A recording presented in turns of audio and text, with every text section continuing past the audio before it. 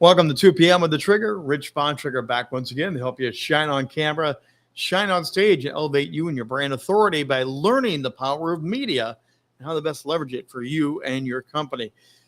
You know, brand confusion is a real big thing, especially if you have a brand and you have sub parts and sub entities that many companies do have. Brand confusion can happen when you don't have a clear path, a clear marketing strategy, that they may be intertwined, but they are still separate entities. And the more intertwined you get, the harder it is to keep brand integrity and keep that brand from being one big mess. Today, I'm going to give you 3 points to help you have a strategy to raise awareness and keep brand confusion from happening to you. You might even be aware of how much brand confusion you have. It's very common. We just aren't aware that when we start creating more and creating more, it bleeds and it starts bleeding out because people don't know who you are, what you're about. So everyone talks about the brand story. You have to know your brand story. That is essential to everything I'm going to share here today. You need to have that brand identity story nailed down. And it needs to be sharper the more you add sub layers to sub brands. You can't have it all look together, be the same. And we're going to get into this a little bit here. So yes, you're going to have that brand clarity story. You're going to nail that down, but you want to maintain a unified identity. That's going to be step number 1 here today. Maintain a unified visual identity. Your brand visually needs to be sharp and clear. And for example, if you have a company with different logos, they're similar, but not the same, but they're similar, I do not recommend that. Have logos that are very clearly is this entity, and is this entity. Visually, they need to know what area they're going to. Kids R Us. They had Kids R Us. They had Toys R Us. Now, the us was the big part, but they kept it different. Similar, but different. You need to have that brand clarity. Use the same logo for one entity, the same logo only for that one entity. Use the same color scheme for that entity. Use the same typograph, the type of font you're going to use for that entity.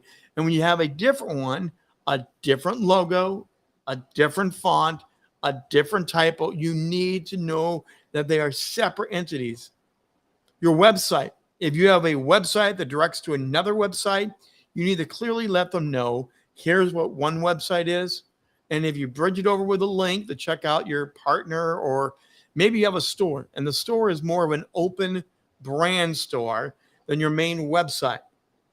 Make it very clear when they jump from your main website to your store that's more open for everybody, it's branded different for the store.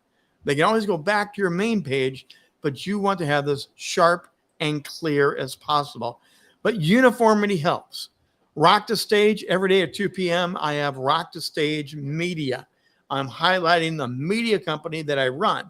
When I do How to Rock the Stage show, it's How to Rock the Stage logo. Now, I intentionally have mine very close, but they are branded different. And I do have differences as I go through my materials. How can you build that out and avoid your brand confusion? I start 2 p.m. with the Trigger every day with the same intro. I want you to know it's 2 p.m. with the Trigger, and it's not some other project, some other client I'm working on. Some clients I work with, they just want to jump on and go for it. And I tell them it's important to build the brand identity with your logo, with your visibility. Start there. Make sure you know what you're doing. Again, I'm just giving you 3 simple strategies here today to avoid that brand confusion, especially in a marketplace. If you have people using similar things, if you are in the media area like I am, microphones are heavily used for logos and identifiers. You don't have to use a microphone just because you're in the media. Use something else. Make it yours and very distinct to avoid that brand confusion.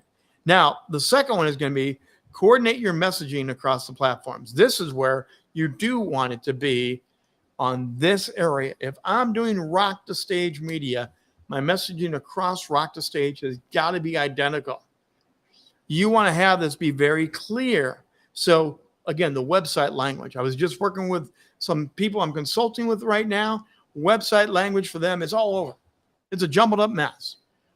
What you want to do is have website language be a voice.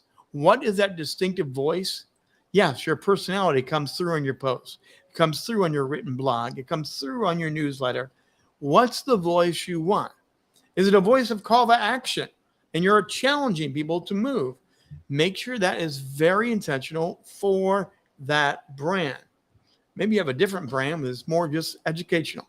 You're giving them good stuff, but it's not more of a challenge. Have that voice be the voice. The tone, your style, all of that needs to be in alignment with that brand.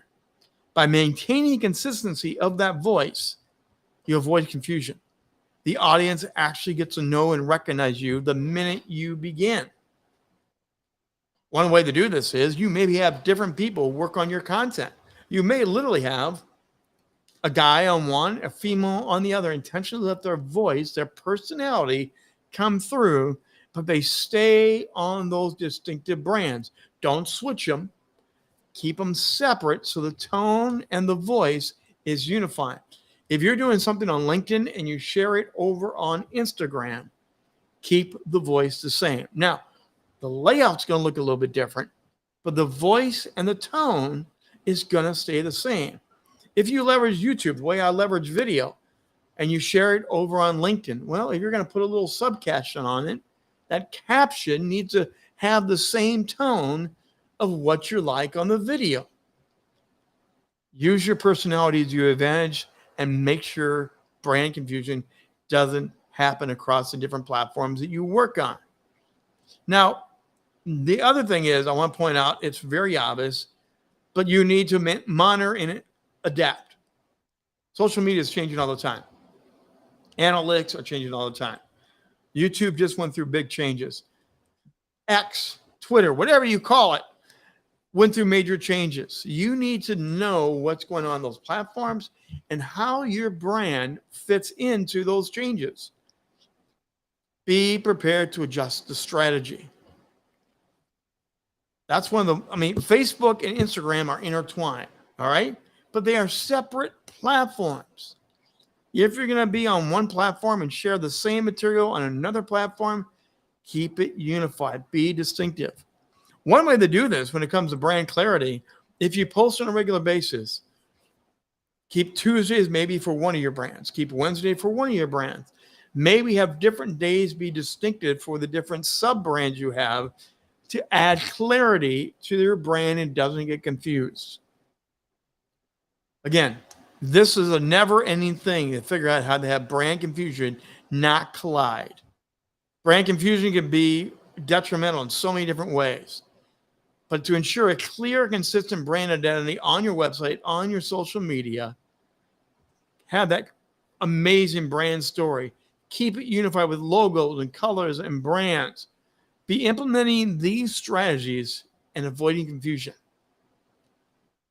The other thing you can always do is look at your competition. What is your competition doing if they're in the same field, same area? Avoid brand confusion by don't looking like them. Don't have a similar logo. Don't have a similar website. Don't have a similar Facebook. Intentionally look at the people that are closer to you, that you know your clients, your fans may be looking at, and look at what they're doing and say, you know what? That's cool for them. I'm going to go a completely different direction and have my brand shine this way and build out that very intentional brand. Brand confusion, it's a real thing. It happens. And it happens with brand drift. You get excited, you begin to move, you begin to expand, and all of a sudden you realize your brand's over here and you're over here, and you're not the same brand anymore. And you wonder why you're not getting the clicks, the likes, the emails, the clarity that you once had. Take time to explore it. Take time to figure out what that brand is and make sure you're as sharp as you can be. As always, I'd love to hear from you. What's the topic you want me to delve into? What's a question you may have that you want to have answered? drop me an email, rich@richbontrager.net. That's rich@richbontrager.net. Make yourself a part of the show. Add your voice into our daily conversation right here with 2 p.m. with The Trigger.